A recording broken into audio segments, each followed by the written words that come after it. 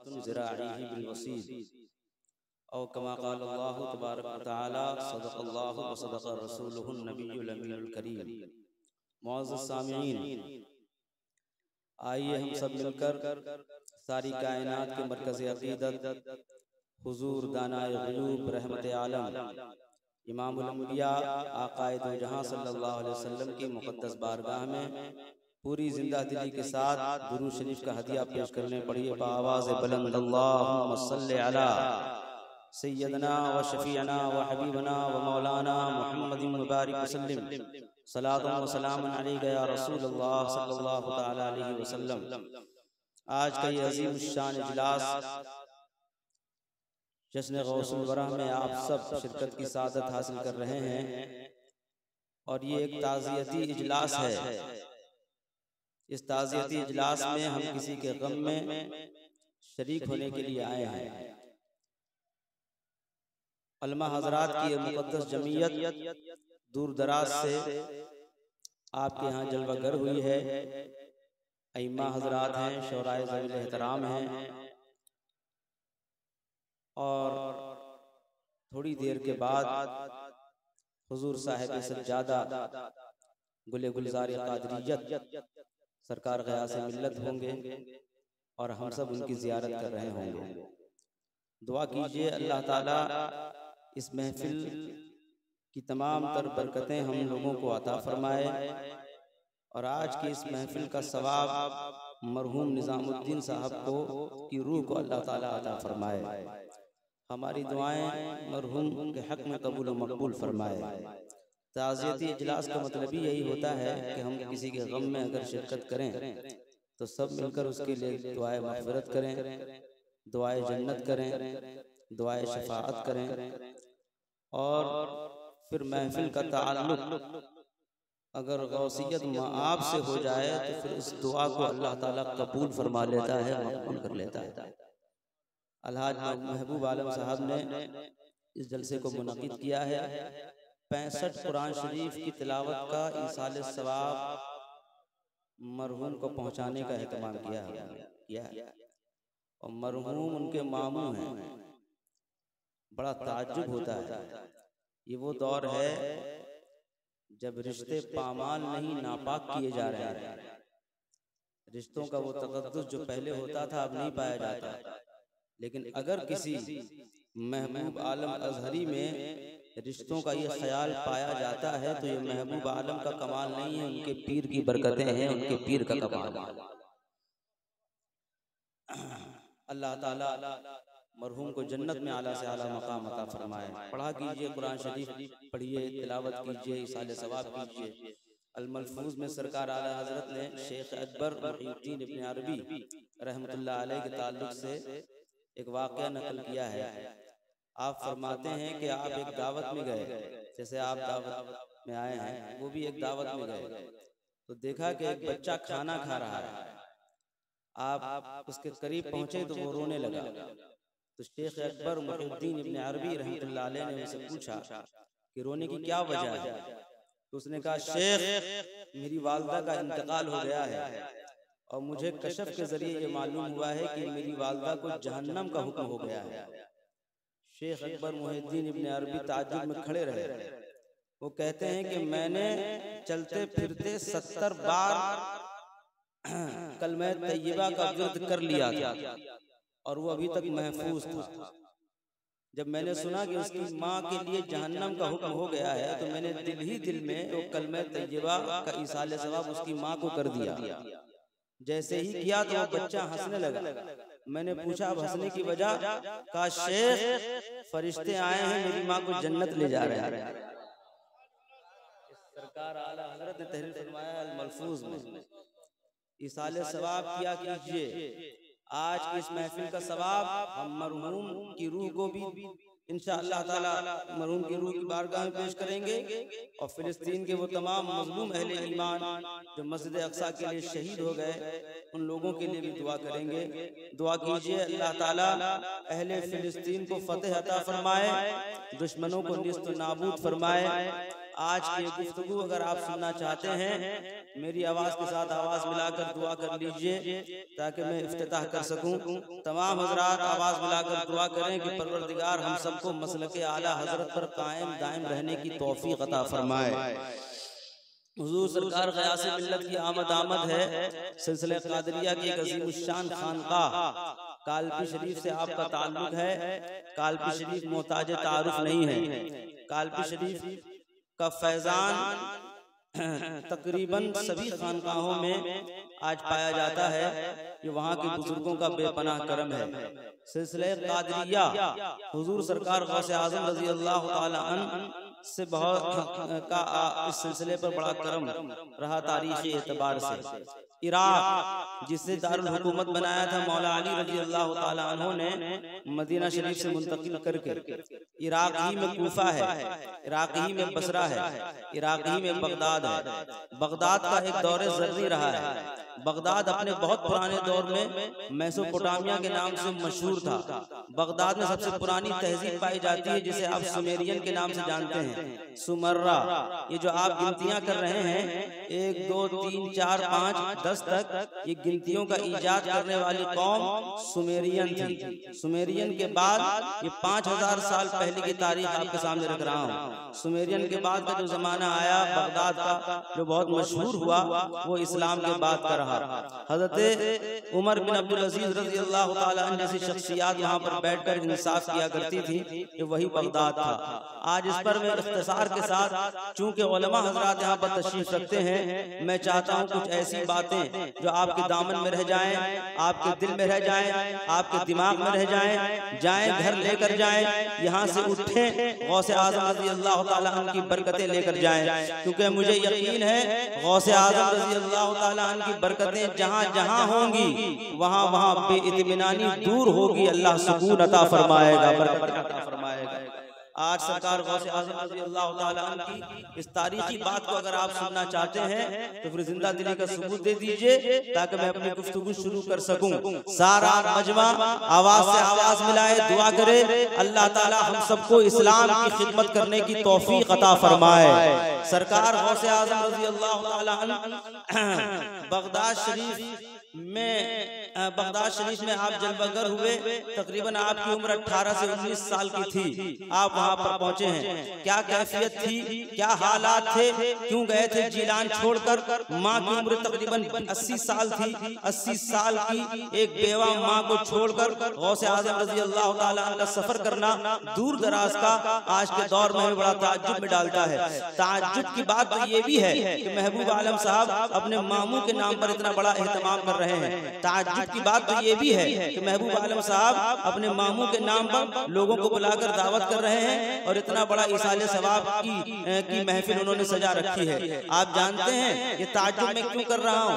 क्योंकि मैंने उम्मत मुस्लिमा के हालात को 21वीं सदी में हद दर्जे तक बिगड़ते हुए देखा है। चाहे वो उनका आइली मसाइल हो, चाहे उनके खानदानी मसाइल हो, चाहे उनका सियासी मसला हो, चाहे माशी मसला हो, चाहे मुआशरती मसला हो, चाहे अखलाकी मसला हो, कोई ऐसा पहलू मुसलमानों का नहीं बचा है जो कमजोर ना हो गया हो, जो बिल्कुल टूट फूट का शिकार ना हो गया हो। यहीं पर अगर मैं आपके सामने एक बात रखूं कि महबूब आलम साहब ने एक अच्छा पैगाम अपने किरदार से दिया है। रिश्तों की मुहाफिजत कीजिए, रिश्ते टूट फूट के शिकार हो रहे हैं, रिश्तों के तकद्दुस को समझिए। आज रिश्तों की जरूरत हमें भी है, आपको भी है। हम नहीं जानते कि फिलिस्तीन का मुसलमान कैसा होता है, लेकिन दुआ फकत इसलिए करते हैं कि हमारा रिश्ता रसूलुल्लाह ने जोड़ रखा है। कलमे की बुनियाद पर हमारा उनसे रिश्ता है, इस्लाम की बुनियाद पर हमारा उनसे रिश्ता है। इसी रिश्तों की जरूरत है। आज इन्हीं रिश्तों को हम पामाल होते हुए देख रहे हैं। एक रिश्ता आपके सामने अगर मैं पेश करूं मिसाल के तौर पर, एक पीर का अपने मुरीद के साथ, एक शागिर्द का अपने उस्ताद के साथ, तो तारीख में एक बड़ा रोशन नाम हमको दिखाई देता है तारीखी किताबों में, और वो नाम है हजरत इमाम मोहम्मद तिरमिजी रज़ी अल्लाह ताला अन्हु का। ये कालपी शरीफ के बड़े सरकार हैं इमाम मोहम्मद तिरमिजी रज़ी अल्लाह ताला अन्हु। कालपी शरीफ में आप तब तशरीफ लाए जब हुजूर सरकार जमालुल औलिया रज़ी अल्लाह ताला अन्हु का दौर था। जमालुल औलिया का मज़ार जहानाबाद में है। आपकी माँ ने पढ़ने के लिए वहाँ उनको भेज दिया था। इल्म से जहाँ आज हम जैसा कि आज अपना माहौल देख रहे हैं, अदम दिलचस्पी के हम शिकार हो चुके हैं। इल्म जहाँ जहाँ मिले उसे हासिल किया जाए। जलसों में बैठिए इल्म हासिल करने के लिए, नॉलेज हासिल करने के लिए, तालीम हासिल करने के लिए। ये बुजुर्गों का तरीका रहा है, या औलियाए किराम का तरीका रहा है। और अल्लाह के रसूल सल्लल्लाहु अलैहि वसल्लम ने इसकी बड़ी बड़े वादे फरमाए हैं। तालीम हासिल कीजिए, तालीम की जरूरत हर दौर में हर कौम को रही है और आज के दौर में आपको है। आज आपको मैं बताऊं, आपने जिन्हें बुलाया है, जिनका नाम ग़यासे मिल्लत है, इन्हीं के आबा व अजदाद में है इमाम मोहम्मद तिरमिजी रहमतुल्लाह अलैहि रज़ियल्लाहु ताला अन्हु। ये पढ़ने के लिए भेजे गए जहानाबाद।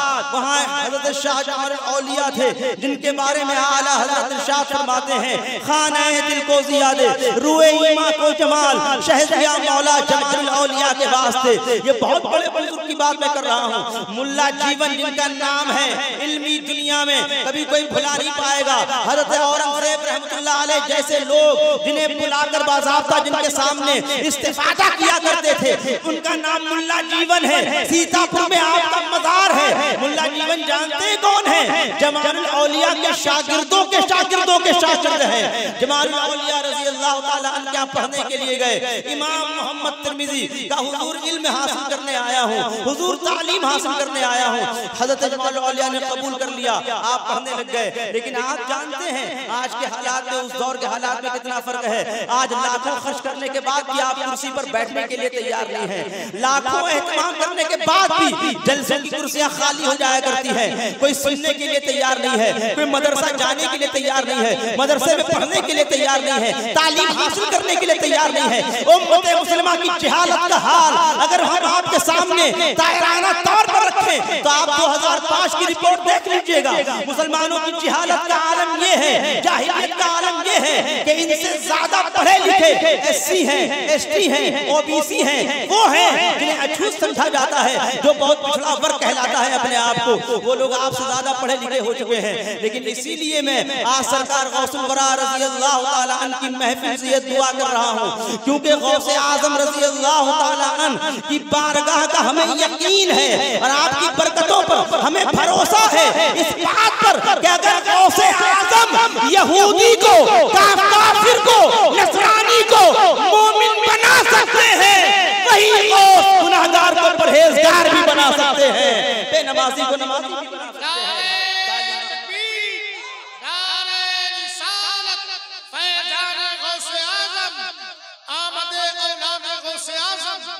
इमाम मोहम्मद तिरमिजी रज़ी अल्लाह ताला अन्हु पहुंचे जमालुल औलिया की बारगाह में। आपका एक तरीका था, जमालुल औलिया उनको पढ़ाते थे, आप पढ़ते थे। जब शाम को अपने घर जाने लगते आप उनकी खिदमत किया करते थे। जब भी नमाज का वक्त हो वजू के लिए खड़े हो जाएं, जब भी आप पानी का एहतमाम किया करते थे, मुसल्ला लेकर खड़े हो जाते थे। अपने पीर का अदब, पीर की खिदमत, उस्ताद का अदब, उस्ताद का ख्याल इमाम मोहम्मद तिरमिजी रज़ी अल्लाह ताला अन्हु कितना था। और जब कोई आदमी इस तरह ख्याल करता है तो असातिज़ा क्या अता कर सकते हैं, ये मुलाहजा कर लीजिए। कहते हैं इमाम मोहम्मद तिरमिजी रज़ी अल्लाह ताला अन्हु रोजाना उनकी खिदमत किया करते थे। शाह जमालुल औलिया रहमतुल्लाह अलैह अपने घर चले जाते, दरवाजा बंद करने से पहले वो कहते थे इमाम मोहम्मद से, मोहम्मद अब आप घर वापस जा सकते हैं। तब वो घर वापस होते थे। लेकिन एक बार मसला ये हुआ कि आप गए बदस्तूर, जैसा कि रोज आपका मामूल था। हज़रत जमालुल औलिया रहमतुल्लाह अलैह अपने घर पर हुजरे पहुंचे, दरवाजा बंद करने से पहले उन्होंने कुछ भी नहीं कहा। इमाम मोहम्मद तिरमिजी वहीं खड़े रहे। सर्दी की रात थी, सर्दी का मौसम था। उस सर्द रात में इमाम मोहम्मद तिरमिजी वहीं खड़े रहे। फजर का वक्त हुआ, दरवाजा खुला, शाह जमालुल औलिया रहमतुल्लाह अलैह ने देखा, ताज्जुब में पड़ गए। उसके बाद पूछा, हमने तो आप गए नहीं वापस, इतनी सर्द रात में यहाँ पर क्या कर रहे हैं? तो उन्होंने जवाब दिया, हुजूर आप मेरे पीर हैं, आप मेरे उस्ताद हैं, आपसे मैं इल्म हासिल करता हूँ, आपसे बरकतें हासिल करता हूँ, आपसे दुआएं लेता हूँ। हुजूर रोजाना तरीका ये था कि जब आपका हुक्म होता था तब मैं वापस होता था। आज आपने कुछ कहा नहीं, सोचा शायद आपको कोई काम होगा इसलिए रुका रहा। हज़रत शाह जमाल औलिया अपने शागिर्द की इस मोहब्बत पर इतना खुश हुए, फरमाया शाह जमाल औलिया फरमाया इमाम मोहम्मद से मोहम्मद जुमेरात को मुलाकात करना जब मैं फलां जगह पर जाता हूँ। आपने कहा बिल्कुल हुजूर, अब मैं जा रहा हूँ घर, अब आप घर जाओ। वो घर वापस आ गए। जुमेरात का दिन आपका तरीका था, आप मीठे गुलगुले लोगों को बांटा करते थे। आईने कालपी के मुसन्निफ रिवायत करते हैं, आप भी उसी लाइन में खड़े हो गए जहां पर आप फकीरों को वो गुलगुले बांट रहे थे। शाह जमाल औलिया रज़ी अल्लाह ताला बांटते गए। इमाम मोहम्मद तिरमिज़ी आपके शागिर्द, ग़यासे मिल्लत के जद्दे अमजद, ग़यासे मिल्लत के रूहानी दादा सबसे पीछे जाकर खड़े हो गए। गुलगुले बांटते हुए वहां पहुंचे, हर कोई गुलगुले हाथ में ले रहा था। जब आपके पास पहुंचे तो इमाम मोहम्मद तिरमिज़ी ने अपना दामन फैला दिया। दामन फैलाया तो शाह जमाल औलिया रज़ी अल्लाह ताला ने कहा, इमाम मोहम्मद से मोहम्मद तुम्हारा दामन बहुत वसी है, मेरे पास इतना नहीं है तुम्हें देने के लिए, लेकिन ये 11 गुलगुले बचे हैं, ये ले जाओ, साथ में दुआ ले जाओ कि 11 पुश्तों तक कितनी नस्लें पैदा होंगी, अल्लाह सबको विलायत अता फरमाएगा। ये दुआ थी उनके खानवादे को, हज़रत सरकार ग़यासे मिल्लत के खानवादे को। ये एक अजीम शान वाक़या आपके सामने मैंने इसलिए रखा है ताकि आप इल्म हासिल करने की अहमियत को समझ सकें, वरना यहाँ से बैठे बैठे कहने से कुछ नहीं होगा। कह तो रहे हैं सब सोशल मीडिया पे देखकर, हम्मादियाँ फिलिस्तीन में बहुत कुछ ऐसा हो रहा है जो बुरा लग रहा है। काश के ऐलाने जंग का मौका मिलता, काश के उनके साथ मिलकर लड़ने का मौका मिलता, काश के वहां जाने का मौका मिलता। आप ये सब कह रहे हैं, लेकिन मैं आपको पैगाम के तौर पर एक बात बताना चाहता हूँ। गौसे आज़म रज़ी अल्लाह ताला के वसीले से वो लड़ रहे हैं, लड़ते रहेंगे। अल्लाह ने उनकी तकदीर में लिख दिया है, ये खुशनसीबी उनके हिस्से में आई है। मस्जिद के नाम पर अपने बच्चों की लाशों को उठा कर वो ला रहे हैं। ये अल्लाह जिस पर करम फरमा दे कि उसके हिस्से में आ जाया करता है, आ गया है। लेकिन भारत में रहकर भी आप कुछ कर सकते हैं फिलिस्तीनियों के लिए, फिलिस्तीनी अहले ईमान अपने भाइयों के लिए, मस्जिदों के लिए, मदारिस इस्लामिया के लिए आप भी कुछ कर सकते हैं। आप कहेंगे हम्मादियाँ फिलिस्तीन बहुत दूर है यहाँ से, हम रहे बिहार में, यहाँ से हम क्या कर सकते हैं? हम कहेंगे बेशक कर सकते हैं।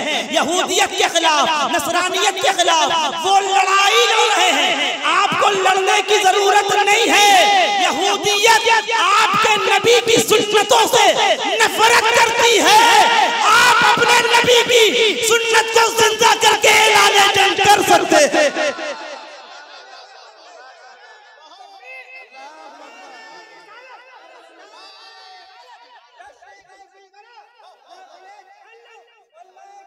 मैं अपने बच्चों से कहना चाहूंगा, यंग ब्लड से कहना चाहूंगा, आपके अंदर जज्बा है, मैं मानता हूँ, मसलक के आला हज़रत का करम है, ईमानी जज्बा है, मैं मानता हूँ। लेकिन अगर आप यहूदियत और नसरानियत के खिलाफ फिलिस्तीनी निहत्थे मुसलमानों के साथ हिस्सा लेना चाहते हैं तो सुनिए, नसरानियत आपकी दाढ़ी से नफरत करती है, आप दाढ़ियां रखकर ऐलान जंग कर सकते हैं। आपके नबी की सुन्नतों को वो देखना नहीं चाहती है, आप अपने किरदार में अपने नबी की सुन्नतों को जिंदा करके ऐलान जंग कर सकते हैं। आप भी कर सकते हैं। जरूरत इस बात की है हम गौसे आज़म रज़ी अल्लाह ताला की जिंदगी को समझने की कोशिश करें। गौसे आज़म रज़ी अल्लाह ताला इतनी अजीमुल मर्तबा शख्सियत, कोई सिलसिला उस वक्त तक मुकम्मल नहीं हो सकता, कोई सिलसिला उस वक्त तक बाबरकत नहीं हो सकता जब तक उस सिलसिले पर गौसे आज़म के करम ना हो जाए, गौसे आज़म रज़ी अल्लाह ताला की निस्बत ना हो जाए। सिलसिले नक्शबंदिया, सिलसिले सुहरवर्दिया, सिलसिले चिश्तिया, सिलसिले शाज़लिया, सिलसिले अबुल अलाइया, दुनिया के जितने सलासिल हैं, तारीखी नजर कभी डालने की कोशिश कीजिएगा, किताबें खंगालने की कोशिश कीजिएगा, सारे सिलसिलों पर गौसे आज़म का करम है।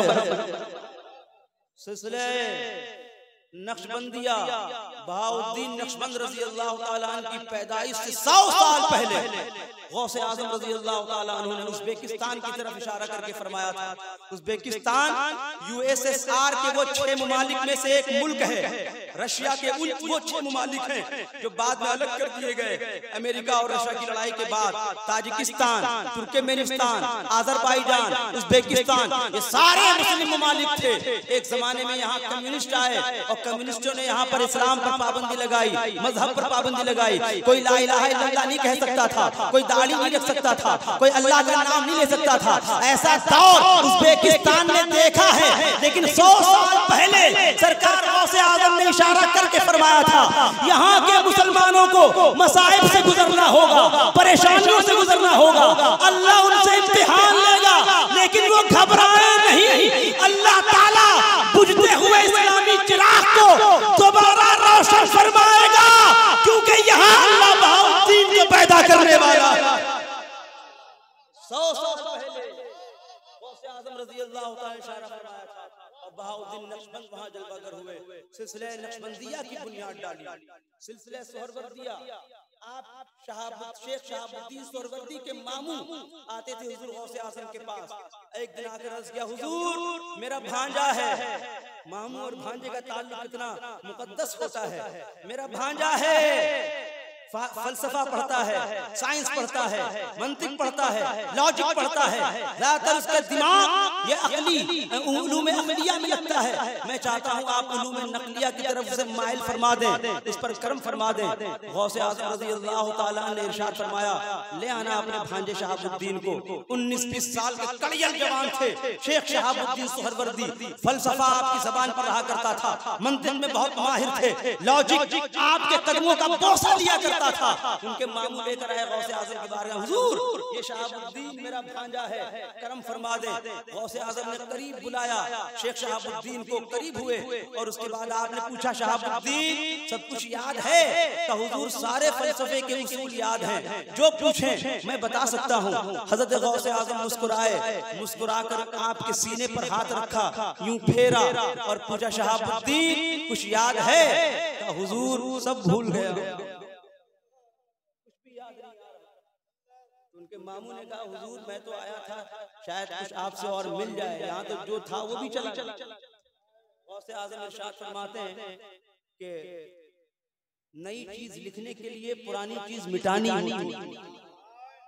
नई चीज लिखनी है, पुरानी चीज मिटानी होती है। उसके बाद सीने पर हाथ रखकर गौसे आज़म रज़ी अल्लाह ताला ने दुआ की, पूछा, शहाबुद्दीन कुछ याद आया?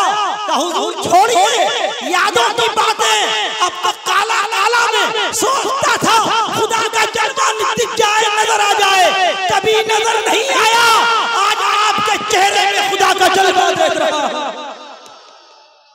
शेख शहाबुद्दीन सोहरवर्दी रज़ी अल्लाह ताला अन्हु गौसे आज़म ने सिलसिले सोहरवर्दिया की इजाजत मरहमत फरमाई, सिलसिले सोहरवर्दिया की ज़ैली शाख बनी, इसका नाम है सिलसिले शाज़लिया।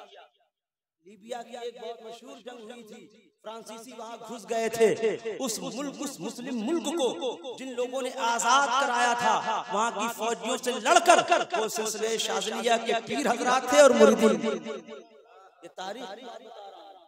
और ये भी सुन लें, ये जो बीच में एक जंग हुई थी फतेह बैतुल मुक़द्दस, जब बाल्डविन था ईसाइयों की तरफ से, एक नहीं 7 ममालिक एक तरफ से बैतुल मुक़द्दस पर हमला करने के लिए आ रहे थे। फतेह बैतुल मुक़द्दस का मसला था और सलाहुद्दीन अय्यूबी रहमतुल्लाह अलैह का दौर था। ये बात सुनने के लिए तैयार हैं? दोनों हाथों को उठाकर या रसूलुल्लाह कह दें।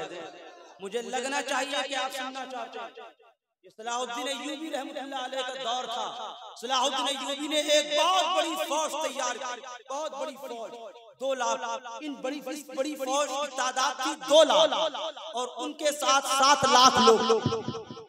किसी ने पूछा था, सलाहुद्दीन जंगें लड़ी जाती हैं ताकत की बुनियाद पर, दौलत का मुकाबला दौलत से होता है, तलवार का मुकाबला तलवार से होता है, तादाद का मुकाबला तादाद से होता है। तुम किस बुनियाद पर लड़ने आए हो? 10 लाख का मुकाबला 2 लाख करेंगे? तो सलाहुद्दीन ने कहा था वो मुकाबला करेंगे ताकत से। मैं ताकत पर भरोसा नहीं, इसके रसूल पर भरोसा करता हूं।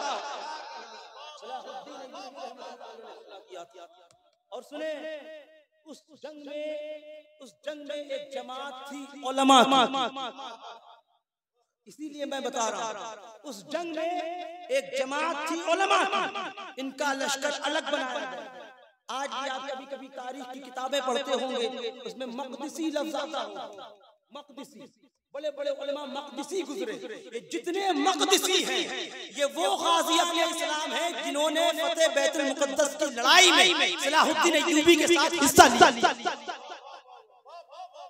बता रहा हूं, और अब जो पॉइंट की बात कर रहा हूं वो बता रहा हूं, ये जितने उलमा हैं, जितने उलमा हैं, ये सिलसिले कादरिया के एक अजीम पीर जो हुजूर गौसे आज़म रज़ी अल्लाह ताला अन्हु के बिलवास्ता मुरीद थे, ये सब उनके मुरीदीन। सिलसिले कादरिया गौसे आज़म रज़ी अल्लाह ताला ख्वाजा साहब से 2 बार मुलाकात हुई, सरकार गौसे आज़म रज़ी अल्लाह ताला। एक मुलाकात में ख्वाजा साहब रज़ी अल्लाह ताला ने अर्ज़ किया, हुजूर वो इलाका उज़्बेकिस्तान वाला मुझे दे दे, इस्लाम की खिदमत करूंगा, दीन की खिदमत करूंगा। हुजूर गौसे आज़म ने इरशाद फरमाया, मोइनुद्दीन वो मैंने बहाउद्दीन को पहले दे दिया है, तुम्हें हिंदुस्तान अता करूंगा। और सुने सिलसिले सोहरवर्दिया सबसे पहले बिहार में आया, सबसे पहले बिहार में आया सिलसिले सोहरवर्दिया। इसको लेकर आने वाले इमाम ताजुद्दीन फकीह, इमाम ताजुद्दीन फकीह थे। जानते हैं कहां से आए थे? आप सुनकर ताज्जुब करेंगे। ये आए थे अल्लामा मोमिन आरिफ, सूफी मोमिन आरिफ साहब किबला सबसे पहले यहाँ रहा करते थे, यही बिहार शरीफ के अतराफ में। यहाँ का एक राजा था जिसने जुल्म किया, आपका कोई पुरसाने हाल नहीं था। यहाँ से परेशान होकर गुंबदे खजरा पहुंचे। गुंबदे खजरा में हुजूर के मज़ार पर दुआ की, या रसूलल्लाह जहाँ मैं गया हूँ आपके दीन की तबलीग करने, वहाँ का राजा मुझे बहुत परेशान करता है। सरकार नबी अकरम सल्लल्लाहु अलैहि वसल्लम ने इल्तिजा सुनी, सुनने के बाद बैतुल मुक़द्दस में रहा करते थे इमाम ताजुद्दीन फकीह। आप उनके ख्वाब में आए और नबी ने इरशाद फरमाया, ताजुद्दीन फकीह बैतुल मुक़द्दस छोड़ो, बिहार जाओ, वहाँ के मुसलमानों को तुम्हारी। और ये भी इमाम ताजुद्दीन फकीह रहमतुल्लाह अलैह, इन्हीं के पोते का नाम है शेख शरफुद्दीन याह्या मुनीरी। शेख शरफुद्दीन याह्या मुनीरी रहमतुल्लाह अलैह जानते हैं कौन है? ये पीर हैं मखदूम अशरफ जहांगीर समनानी। मेरे पास बहुत सारा वक्त होता तो मैं बताता, लेकिन आपको खास तौर पर इसलिए बता रहा हूँ ताकि कुछ नॉलेज आपको हो जाए, कुछ सवाब मुझे मिल जाए। तो बात सुन रहे हैं आप लोग? आगे बढ़ाऊं गुफ्तगू? फिर से हाथ उठाकर कह दे, या अली, मौला अली का नाम लिया करिए। गौस मोहम्मद ग्वालियारी नक्शबंद सिलसिले के बहुत अजीम बुजुर्ग नादे अली में आला हजरत ने रिवायत किया कि जब वो किसी को मुरीद करते तो मुरीद करने के बाद कहते कि अब 7 बार या 11 बार या अली की ज़र्ब लगाओ। एक दिन एक मुरीद ने पूछा, हुजूर मुरीद करने का ये तरीका तो मैंने कहीं नहीं देखा, आप ये ज़र्ब क्यों लगवाते हैं? तो उन्होंने जवाब दिया, नादान तुम्हें मालूम नहीं कि अली के नाम में अल्लाह ने इतनी बरकत दी है कि कोई ऐसा शख्स जिसके दिल में कजी हो, जिसके दिल में गुमराही हो, जिसके दिल में नापाकी हो, अली का नाम ले ले अल्लाह दिलों को पाक कर दिया करता है।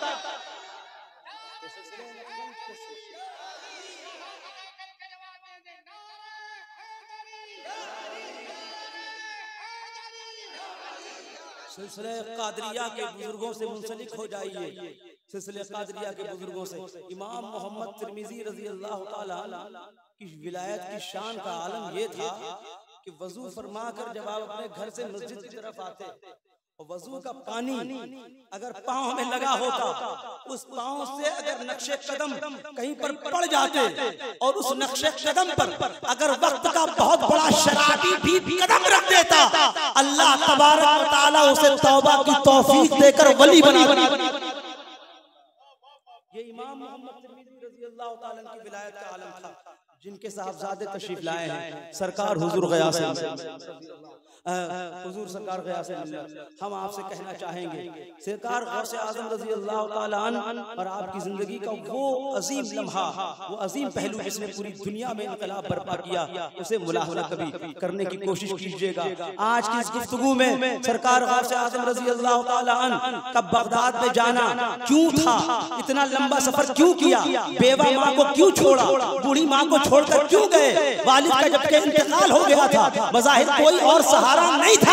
हमने कहा हुजूर आपकी माँ 80 साल की है, आपकी उम्र 18 साल की है, अपनी माँ से इस दौर का कोई मुसलमान बच्चा ऐसी गुफ्तगू नहीं करेगा जैसी गुफ्तगू आज आप कर रहे हैं। क्या कर रहे थे गौसे आज़म, वो बात कर रहे थे अपनी माँ से, अम्मी बगदाद जाने दीजिए, बगदाद के हालात बहुत खराब हैं, बगदाद कभी हुआ करता था मुसलमानों का ट्रेडिंग सेंटर, कभी हुआ करता था कारोबारी दुनिया का सबसे बड़ा मरकज, कभी हुआ करता था हारून रशीद की आमाज का, कभी हुआ करता था मामून रशीद का तमतरा, कभी हुआ करता था उमर बिन अब्दुल अजीज रज़ियल्लाहु ताला अन्हु की कुर्सी की क्या आरामगाह, ये सब कुछ था बगदाद में। लेकिन आज बगदाद बदल गया है, वहाँ के मुसलमान बदल गए हैं, मुसलमान बद अखलाक हो गए हैं, मुसलमान बदतमीज हो गए हैं, मुसलमानों की औरतों ने दुपट्टे हवा में उछाल दिए हैं, मुसलमानों की गलियों में हर जगह फिरका परस्ती है, नफरत है, रिश्ते पामाल हो रहे हैं। ये एक 18 साल का लड़का अपनी मोमिना माँ के साथ गुफ्तगू कर रहा है, 5वीं सदी की बात है। आप ही ने इरशाद फरमाया था, अम्मी मैं जब हल चलाता हूँ, खेत जाता हूँ, तरह तरह की आवाजें आती हैं, कोई मुझसे कह रहा होता है अब्दुल कादिर तुम दुनिया में खेतों में हल चलाने के लिए पैदा नहीं किए गए हो, अल्लाह ने तुम्हें इस्लाम का चिराग रोशन करने के लिए पैदा किया है। अम्मी मुझे आवाजें आती हैं, मैं बगदाद जाऊंगा, बगदाद जानते हैं ईरान से बहुत दूर है, उस दौर का सफर और भी ज्यादा पुरखतर हुआ करता था, कब रॉबरी हो जाए, कब कोई किसी का सर काट कर चुरा ले जाए, लूट ले, कुछ खबर ना हुआ करती थी। लेकिन 80 साल की उस मोमिना वालदा ने क्या कहा था, माँ ने क्या कहा था जानते हैं? अगर माएँ सुन रही हो तो मेरी बात गौर से सुने, और अगर कोई बच्चा सुन रहा हो तो गौर से सुने, मदारसे इस्लामिया के तलबा सुन रहे हो तो गौर से सुने। गौसे आज़म रज़ी अल्लाह ताला अन्हु जैसी इनकलाबी शख्सियत कभी कभी पैदा होती है, गौसे आज़म रज़ी अल्लाह ताला अन्हु जैसी शख्सियत अब क़यामत तक पैदा होने वाली नहीं है। हजारों साल नरगिस अपनी बेनूरी पे रोती है, बड़ी मुश्किल से होता है चमन में दीदमर पैदा। सरकार गौसे आज़म ने कहा था अम्मी जाने दीजिए, बगदाद चपेट में आ चुका है, कुफ्र के चपेट में आ चुका है। बगदाद में कदरिया है, जबरिया है, मोतज़िला है, बातिनिया है, तरह तरह की बदअकीदगी फैल रही है, तरह तरह की बातें हो रही हैं। अम्मी जाऊंगा, पढ़ूंगा, मदरसे में तालीम हासिल करूंगा, इल्म दीन हासिल करूंगा। उलमा से नफरत करने वाले लोग, मौलवियों से नफरत करने वाले लोग, दाढ़ियों से दूर रहने वाले लोग, उलमा के नाम से अपना मुंह बिगाड़ लेने वाले लोग, बहुत सारे लोग मिलेंगे। आज न जाने कितनी आजमाइशों से मस्जिद के इमाम को भी गुजरना पड़ रहा है और हम जैसे लोगों को भी गुजरना पड़ रहा है। दाढ़ी रखने के बाद ही इम्तिहान का एक लामुतनाही सिलसिला शुरू हो जाता है, सुन्नतों पर अमल करने के बाद ही न जाने कितने ताने हमें मिल जाया करते हैं। मौली साहब कहकर कोई पुकारा करता है, कोई मजाक में चुटकुले छोड़ा करता है, कोई उनके खाने पर तबसरा करता हुआ नजर आता है। न जाने कितनी कोशिशें की गई हैं हमारे हौसलों को पस्त करने के लिए, हमें नीचा दिखाने के लिए, हमें हकीर जताने के लिए। लेकिन खुदा की कसम ये गौसे आज़म का करम है, हमसे जब भी कोई हमें हिकारत की निगाह से मौलवी समझकर देखता है या आलिम समझकर देखता है तो हम पलटकर अल्लाह का शुक्रिया अदा करते हैं कि परवरदिगार हमने वहां तालीम हासिल की है जहां गौसे आज़म भी तालीम हासिल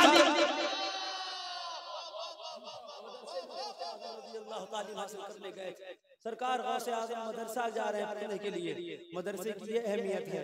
और हमारे और आपके यहाँ आज मदरसों की अहमियत, लॉर्ड मिकाले ने जो कुछ पढ़ा दिया आपको, उस पर तो आप अच्छा खासा पैसा खर्च करके अपने बच्चों को डॉक्टर और इंजीनियर बनाने की फिराक में लगे हुए हैं। रसूलुल्लाह की तालीम के लिए आज भी माल का महल दिया जा रहा है। आज भी ज़कात दी जा रही है, आज भी चमड़े खींचे जा रहे हैं। असली तालीम आकाए दो जहां की तालीमात का ये हशर हमने और आपने हम सब ने मिलकर किया है। लेकिन आपको बताना चाहता हूँ, एक अजीम शान पैगाम दे रहा हूँ। गौसे आज़म रज़ी अल्लाह तआला अन्हु से उनकी वालिदा ने कहा, बेटा दीन के लिए जा रहे हो, अल्लाह के लिए जा रहे हो, रसूलुल्लाह के लिए जा रहे हो, और ये सोच रहे हो शायद हम तुम्हें जाने ना देंगे। हम 21वीं सदी की माओं की तरह नहीं है। उस सदी की माएँ होंगी जो अपने बच्चों को मौलवी बनाने से शर्मा जाती हों, या अपने बच्चों को आलिम बनाने से शर्मा जाती हों, या वो उस सदी की माएँ होंगी जो अपने बच्चों को फकत इसलिए मदरसा में भेजती होंगी तकलीफ का एहसास करके। सुनो, मैं मोमिन बाप की मोमिना बेटी हूँ, मोमिन शौहर की मोमिना बीवी हूँ, मोमिन बेटे की मोमिना माँ हूँ। मेरे अब्दुल कादिर, तुम बगदाद रसूलुल्लाह के लिए जा रहे हो।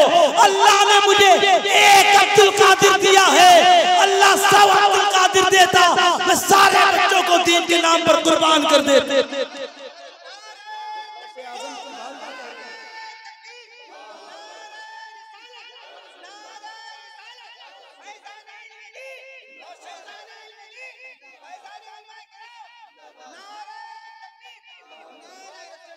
आप लोगों ने सुना होगा करामतें बयान करेंगे हजरत, और आपको मैं बताना चाहता हूँ, सरकार गौसे आजम की सारी करामतें एक तरफ। गौसे आजम की सबसे बड़ी करामत यह है कि आपने 50 साल की उम्र तक फकत तालीम हासिल की। 50 साल की कोई नहीं मिलेगा। किसी बुजुर्ग की तारीफ उठाइए, 50 साल की उम्र तक फकत तालीम हासिल। हमने कहा हुजूर 50 साल की उम्र तक तालीम हासिल कर रहे हैं, 50 साल की उम्र तक। दुनिया तो आपको पैदाइशी वली कहती है। आप मदरसा जा रहे हैं पढ़ने के लिए, आप आलिम बनने जा रहे हैं पढ़ने के लिए, आप मदरसे में असातिज़ा के सामने ज़ानुए तलम्मुस तय करेंगे। आपकी पैदाइश से लेकर क़यामत तक हर दौर का कुतुब अल्लाह ने आपको बनाया, हर दौर का गौस अल्लाह ने आपको बनाया। आप पढ़ने के लिए जा रहे हैं तो जानते हैं सरकार गौसे आज़म रज़ी अल्लाह तआला क्या फरमाएंगे कि मैं पढ़ने इसलिए जा रहा हूँ क्योंकि दुनिया को एक पैगाम दे दे। एक दौर ऐसा आएगा लोग मौलवियों में और तरीक़त में फर्क करते फिरेंगे। 14 अंगूठी पहनकर कहेंगे हम तो तरीक़त, नमाजें छोड़कर कहेंगे हम तो तरीक़त वाले हैं। शरीयत अलग चीज है, तरीक़त शरीयत से 2 कदम आगे है। फरमा दिया, देखो तरीक़त जिसके वजूद का हर लम्हा तवाफ करती है वो भी शरीयत का इल्म लेने के लिए मदरसा जाता है। सरकार गौसे आज़म रज़ी अल्लाह वहां पहुंचे, वहां मदरसा था, मदरसा निज़ामिया, तारीख का बहुत बड़ा मदरसा है। इस मदरसे में इमाम गज़ाली ने भी पढ़ाई, मदरसे में इमाम गज़ाली रहमतुल्लाह अलैह प्रिंसिपल भी रहे। और सुने, इसी मदरसे में पढ़कर इमाम गज़ाली ने 1 2 साल नहीं 10 साल तक बैतुल मुक़द्दस में दर्स व तदरीस की खिदमत में इमाम इसी मदरसे में, और इसी मदरसे में सरकार गौसे आज़म रज़ी अल्लाह तआला अन्हु गए पढ़ने। शेख थे उनके अबू सईद मखज़ूमी रहमतुल्लाह, शेख आपके उस्ताद प्रिंसिपल सदरुल मुदर्रिसीन। एक शेख आपके ये हैं और एक शेख थे गौसे आज़म के शेख हम्माद दब्बास। दब्बास जानते हैं किसे कहा जाता है? शहद का कारोबार करते थे। आपको ताज्जुब नहीं हुआ? आपके मस्जिद के इमाम साहब अगर मस्जिद के बाहर या घर के बाहर कुछ चीजें बेचने के लिए बैठ जाएं कारोबार की गरज से, तो आप सबकी नहीं हम सबकी नाक कटने लगेगी। इमाम साहब का ये सब क्या काम है? ऐसा बना दिया। एक तो तनख्वाह भी कम दे रहे हैं, कारोबार भी नहीं करने दे रहे हैं। तो इमाम साहब ने कहा इससे अच्छा भैया जहर बांट दीजिए। हमारे और आपके यहाँ बता रहा हूं मैं, यूपी बिहार झारखंड अलग अलग नहीं है हम, और अल्हम्दुलिल्लाह हमारा तीनों जगह से ताल्लुक है। आपको बताना चाहता हूं, मैं तो जानता हूं कारोबार करने वाले उलमा, अइम्मा, शिकायतें लेकर आते हैं, हजरत नाक कटती है मेरे मुक्तदी की अगर कारोबार करने की बात करता हूं तो। अब सुनिए, गौसे आजम रज़ी अल्लाह तआला अन्हु के भी शेख तरीक़त शेख हम्माद दब्बास घर घर जाकर शहद बेचा, घर घर जाकर। और इनका शहद दुनिया के आम शहद में इनके शहद में फर्क था। हर शहद पर मक्खी बैठती थी, हम्माद दब्बास जिस शहद को खरीद लेते थे उस पर मक्खी नहीं बैठती थी। शेख रहमतुल्लाह अलैह की शान, ये गौसे आज़म रज़ी अल्लाह तआला सरकार गौसे आज़म ने पढ़ाई शुरू कर दी और आपके पास जो कुछ पैसा था वो तो खत्म हो गया था। बगदाद का माहौल, आखिरी बगदाद की तहजीब मौत के धाने पर जाकर खड़ी थी, मौत के धाने। तहजीब जैसे आज हमारे यहाँ और आपके यहाँ नहीं रही, बगदाद में भी मिट चुकी। बगदाद का भी लड़का सोचता था क्या फायदा दीनी लिबादा ओढ़ने से, बगदाद में भी बेहयाई आम हो चुकी, पैसा खत्म हो चुका। एक नहीं सैकड़ों सूफिया और फुकरा वो खंडरात जो कभी फिरौन नमरूद के हुआ करते थे, उन खंडरात में जाकर खाना ढूंढते थे। गौसे आज़म रज़ी अल्लाह तआला कहते हैं मैंने बड़ी परेशानियां बर्दाश्त की हैं। हुई परेशानियां बर्दाश्त करने के बाद मैंने अल्लाह से दुआ किया था। मैंने कहा था परवरदिगार तेरे इस बंदे ने भूख बर्दाश्त की है, माँ की जुदाई बर्दाश्त की है, बाप की जुदाई बर्दाश्त की है, वतन छोड़ा, मिट्टी छोड़ी, मिट्टी की खुशबू से दूर हो गया, तेरी रजा के खातिर मैंने बड़ी मेहनतें की हैं। ए अल्लाह इन तमाम मेहनतों का सिला मैं किसी और शक्ल में तुझसे नहीं मांगता, फकत एक दुआ तुझसे कर रहा हूँ, कबूल कर ले। अल्लाह ने फरमाया गौ मेरे अब्दुल कादिर कहो, दुआ करो, कबूल की जाएगी। गौसे आज़म कहते हैं मैंने अल्लाह से दुआ की, मैंने कहा परवरदिगार मेरा कोई कादरी मुरीद उस वक्त तक मरने नहीं पाए जब तक मैं उसे कलमा ना पढ़ा दूं। सिलसिले कादरिया की किसी कादरी को उस वक्त तक मौत नहीं आएगी जब तक उसे कलमा नहीं पढ़ा दिया जाता। इसलिए सिलसिले कादरिया से मुंसलिक हो जाइए, गनीमत जानिए। और ऐसा पीर हुजूर सरकार गयासे मिल्लत जैसा जिसके वालिद वली, वालिद के वालिद वली, दादा वली, दादा परदादा वली, लकड़ दादा वली, उनके जद्दे अमजद वली, उनके चचा वली, उनके मामू वली, ऐसा खानवादा अगर कहीं कोई देख सकता है तो वो फकत काल्पी है। यहाँ के जर्रे जर्रे में आपको बरकतें नजर आएंगी, वरना काल्पी बाप रे तारीख पढ़िएगा कभी काल्पी की। वहां पर ला इलाहा इल्लल्लाह कहने पर पाबंदी थी, कोई अल्लाह को जानता भी नहीं था। नदी बगल से गुजरी है, आप भी जाइए देखिएगा, वहाँ गैरों के बड़े बड़े माबद बने। तो उलमा समझ रहे होंगे माबद का मतलब, माबद बड़े बड़े उनके बने हुए। आज भी वहां पर कोई परिंदा पर नहीं मार सकता था। ये तो काल्पी के बुजुर्गों का करम है, जहां जहां गए एक हाथ में रसूलुल्लाह सल्लल्लाहु अलैहि वसल्लम की हदीसें ले गए, एक हाथ में कुरान ले गए, फिर जहां जहां गए वहां इस्लाम की खुशबू फैलाते हुए गए। ये काल्पी के बुजुर्गों की बातें नहीं। मैं कह रहा था गौसे आज़म, आखिरी बात आप लोगों से अर्ज कर रहा हूँ, गौसे आज़म ने पढ़ाई शुरू कर दी। 3 दिन आपने दरसे हदीस शुरू किया बगदाद में। आपका विसाल है 17 रबीउल सानी, लेकिन आप तमाम लोग पूरी दुनिया उनकी यादें मनाती है 11 रबीउल अव्वल को। आप कहेंगे हम्माद मियां इसके पीछे में समझ में नहीं आया। 17 रबीउल सानी तो हम जानते भी नहीं, उसका तज़किरा भी नहीं होता है। 11 को क्या हुआ था, हमने कुछ भी नहीं हुआ था।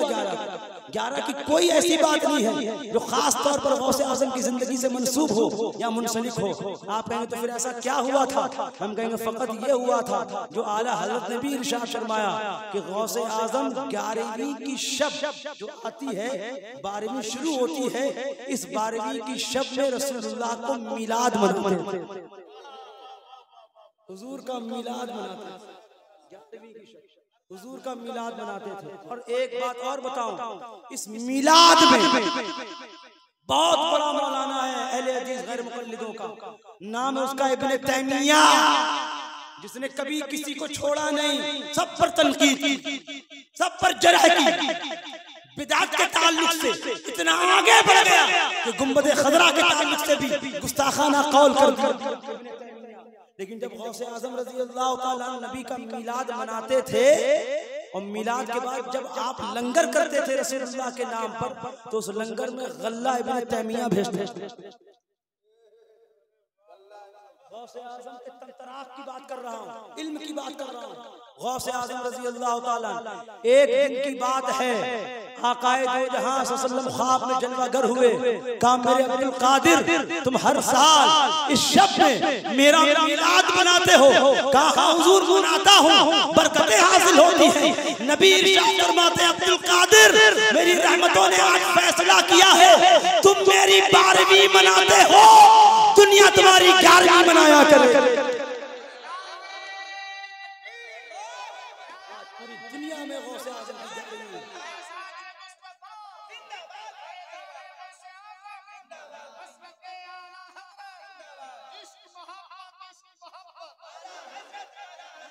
हमें आप लोग थक गए हैं क्या?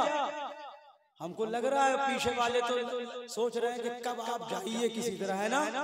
यही बात है, थके तो नहीं है? अरे आप तो मक्का से चले थे, अरब से भारत आए थे 700 हिजरी में, इतनी तूफानों का सामना करने के बाद पैदल तो भी नहीं थके थे।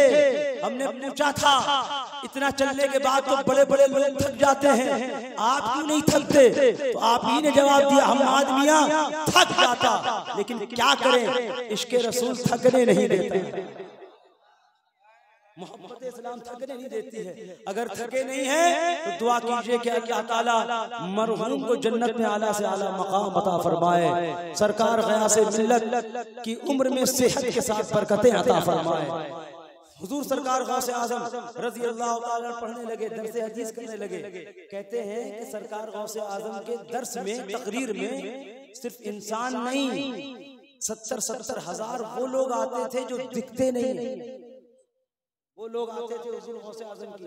एक रिवायत है अखबारुल अखयार की और नफातुल उन्स की कि एक मौलाना साहब थे, वो जिन्नात को कब्जे में कर रहे थे। अमल होता है ना 40 दिन का 50 दिन का अमल करके जिन्नात कब्जे में करते हैं, फिर पता करते हैं कि देखो फलाने के घर में क्या बना है, वो आके बताता है अहलिया कब्जे में नहीं है, लेकिन क्या करें अहलिया चीज ही ऐसी, जिन्नात कब्जे में आ सकता है। मैं तो समझ रहा हूँ जिन्नात, अरे भैया ये वीडियो इनके अहलिया तक ना पहुंचे, देखिए। तो मैं ये कह रहा था कि हुजूर गौसे आज़म रज़ी अल्लाह ताला दौर में एक मौलवी साहब थे जो अमल कर रहे थे जिन्नात को कब्जा करने। 40 दिन हो गए लेकिन जिन्नात आया नहीं, तो फिर कोशिश की उन्होंने, फिर जिन्नात नहीं आया। 3 दिन के बाद जिन्नात आया। उसने पूछा भाई क्या बात है? कहा मैंने तो अमल ठीक ठीक किया था, तुम आए क्यों नहीं? उन्होंने कहा कि ऐसे मौके पर आप ना बुलाया करें, जिस वक्त आप हमको बुलाया करते थे हम सारे जिन्नात लोग गौसे पाक की तकरीर सुन रहे हो। सरकार गौसे आज़म की मजलिस में हुआ करते, ऐसे मौके पर ना बुलाया करें। गौसे आज़म रज़ी अल्लाह ताला के दौर में एक बहुत बड़े मुहद्दिस थे, उनका नाम था मुहद्दिस इब्ने जोजी रहमतुल्लाह अलैह। इनकी जिंदगी के 2 पहलू हैं। अव्वल जिंदगी जो इनकी है निस्फ, ये पूरी जिंदगी इनकी फकत जरह तादील में गुजरी है, फकत किताबों में गुजरी है। कभी किसी औलिया अल्लाह के पास बैठने की कोशिश नहीं की, वली के पास नहीं आए। इनके एक दोस्त थे हाफिज जी, वो आते थे गौसे आज़म की मजलिस में। एक दिन उन्होंने मुहद्दिस इब्ने जोजी से कहा आप क्यों नहीं चलते? गौसे आज़म की तकरीरों में बड़ा असर हुआ करता है। वो कहते हैं कि वो तो तावीज़, दुआ, वज़ाइफ करने वाले हैं और हम तो किताबों से ताल्लुक रखने वाले आदमी हैं। हमसे ताल्लुक इल्म का हो सकता है, किताबों का हो सकता है।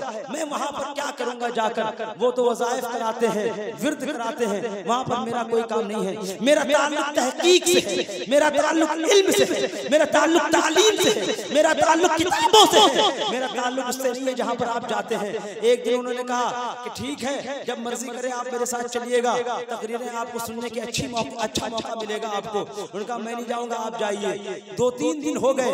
एक दिन मुहद्दिस इब्न जोज़ी से उन्होंने कहा आज आप चलिए गौसे आज़म रज़ी अल्लाह तआला अन्हु की बारगाह में, एक बार उनका खिताब सुनकर देखिए, मैं यकीन जानता हूँ आपकी दिल की दुनिया बदल जाएगी। मुहद्दिस इब्न जोज़ी तैयार हो गए गौसे आज़म की मजलिस में आने के लिए। कहते हैं सरकार गौसे आज़म रज़ी अल्लाह तआला अन्हु जब आप लफ्ज़ अल्लाहु अकबर कहा करते थे, कायनात की सारी चीजें अपनी जगह पर रुक जाया करती थी। लफ्ज़ अल्लाहु अकबर में इतना जलाल हुआ करता था सरकार गौसे आज़म रज़ी अल्लाह तआला अन्हु के कि हर आदमी वहीं पर खामोश होकर सर खमीदा होकर गौसे आज़म की तकरीर सुन रहा होता था। आप दिलों की दुनिया को बदल दिया करते थे। मुहद्दिस इब्न जोज़ी आज पहली बार आए गौसे आज़म रज़ी अल्लाह तआला अन्हु की बारगाह में, आकर वहीं पर बैठ गए। गौसे आज़म ने मुहद्दिस इब्न जोज़ी को देख लिया। उसके बाद एक हाफिज को बुलाया और कहा फला आयत करीमा पढ़ो। उसने फला आयत करीमा पढ़ी। फिर सरकार गौसे आज़म ने कहा उसका तर्जुमा करो। उसने तर्जुमा किया। फिर गौसे आज़म ने उस तर्जुमे के बाद उस एक आयत करीमा की एक तफसीर बयान की। तो उनके हाफिज साहब जो साथ में थे मुहद्दिस इब्न जोज़ी के, उन्होंने पूछा क्या आपको ये तफसीर मालूम है जो गौसे आज़म बताते हैं? उन्होंने कहा हाँ मुझे मालूम है, बहुत पहले मैंने पढ़ी थी। गौसे आज़म ने दूसरी तफसीर बयान की। उन्होंने फिर पूछा क्या ये तफसीर मालूम है? उन्होंने कहा हाँ ये भी मुझे मालूम है, मैं पढ़ चुका हूँ। गौसे आज़म ने उसी एक आयत करीमा की तीसरी तफसीर बयान की। उन्होंने फिर पूछा क्या ये तीसरी भी आपको मालूम है? कहा हाँ ये तीसरी भी मालूम है। फिर गौसे आज़म ने उसी एक आयत करीमा की चौथी बयान की, पांचवी बयान की, सातवीं बयान की, नवीं बयान की, 11वीं बयान की, 12वीं तफसीर बयान की, 13वीं तफसीर बयान की। हाफिज साहब ने मुहद्दिस इब्न जोज़ी से पूछा क्या आपको ये भी तफसीर मालूम है? कहा मुझे ये भी मालूम है। अब गौसे आज़म ने उसी एक आयत की 14वीं तफसीर बयान की। हाफिज साहब ने पूछा इब्न जोज़ी क्या ये भी मालूम है? इब्न जोज़ी ने कहा नहीं ये मैंने कहीं नहीं पढ़ा है। इब्न जोज़ी हैरत में गौसे आज़म को देखते रहे। गौसे आज़म ने 15वीं बयान की, 20वीं बयान की, 25वीं बयान की, एक आयत करीमा की 35 तफसीर, एक आयत करीमा की 36 तफसीर, एक आयत करीमा की गौसे आज़म ने 40 तफसीरें बयान की। मुहद्दिस इब्न जोज़ी ने अपना कुर्ता फाड़ दिया, गौसे आज़म की बारगाह में आए, कहा हुजूर मुझे अपने दामन में लेकर खुदा का जलवा दिखा दीजिए। अल्लाह नारे तकबीर, नारे रिसालत, अज़मत गौसे आज़म, शान गौसे आज़म, रिफ़ात गौसे आज़म। माशाअल्लाह माशाअल्लाह। गौसे आज़म ने रज़ी अल्लाह तआला अन्हु ने जानते हो क्या अता किया? कहा इब्न जोज़ी दुनिया मेरे पास आती है, बहुत कुछ ले जाती है, मैं तुम्हें इश्क़ रसूल अता करूं। और सुने विसाल करने लगे मुहद्दिस इब्न जोज़ी। बच्चों को बुलाया, कहा मेरे बच्चों मुझे जब नहलाने ले जाना तो पानी में कोई चीज है वो डाल देना और उसके बाद मुझे नहलाना। तो उनके बच्चों ने पूछा अब्बा वो क्या चीज है जो पानी में डलवाना चाहते हैं फिर नहाना चाहते हैं? तो मुहद्दिस इब्न जोज़ी ने कहा वो उसकी राख है रोशनाई की, जिस रोशनाई से मैं रसूलुल्लाह की हदीसें लिखा करता था। मुझे अपने आमाल पर भरोसा नहीं, मुस्तफा की निस्बतों पर भरोसा। ये मुहद्दिस इब्न जोज़ी का अकीदा रहा है। मैं आप लोगों से गुजारिश करूंगा सरकार गौसे आज़म रज़ी अल्लाह तआला की महफिल में बैठिए, अदब से सीखिए, जानिए और दुआ कीजिए अल्लाह ताला मरहूम निज़ामुद्दीन साहब को जन्नत में आला से आला मकाम अता फरमाए, उनके घर वालों को सब्र जमील की तौफीक अता फरमाए।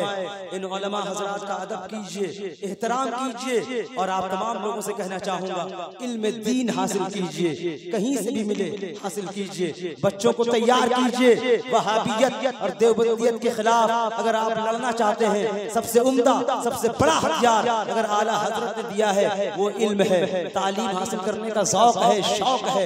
इसी के जरिए आप मसलक आला हजरत को सरबुलंद रख सकते हैं। अल्लाह ताला मसलक आला हजरत को पाइंदाबाद रखे, जिंदाबाद रखे और हम सबको मौत तक मसलक आला हजरत पर कायम दायम रहने की तौफीक रफीक अता फरमाए। वमा अलैना इल्लल बलाग। अस्सलाम।